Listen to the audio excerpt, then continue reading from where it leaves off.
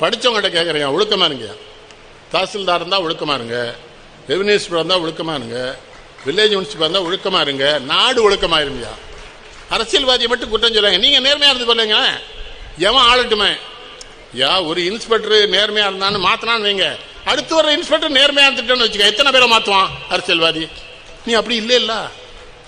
நான் அந்த இன்ஸ்பெக்டர் மாதிரிலாம் இல்லையா. நீங்கள் என்ன சொன்னாலும் சொல்கிறேன், யாரை வேணாலும் கைது பண்ண நீ விளங்குவியா? நாய்க்கு பிறந்தவனே. பெண்கள்கிட்ட சொல்லையா, இப்படி மாதிரி புருஷன் கூட நீங்கள் வாழக்கூடாதுமா. புருஷன் லஞ்சம் வாங்குற பேர்ல இருந்தால் வாழாதிய.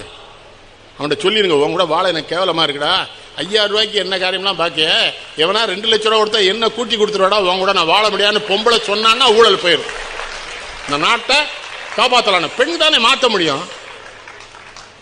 பெண்களை ரொம்ப அடிமையாக்காதீங்க. பெண்கள் நினைக்கணும், போராடணும் பெண்கள்லாம். இப்போ பெண்கள் இந்த மது கடைக்கெல்லாம் எதிராக பரவாயில்ல, மகிழ்ச்சியாக இருக்கு. அங்கேயும் பாருங்க, ஏழை பெண்கள் தான் தைரியமாக நிற்கிறாங்க, தைரியமாக பேச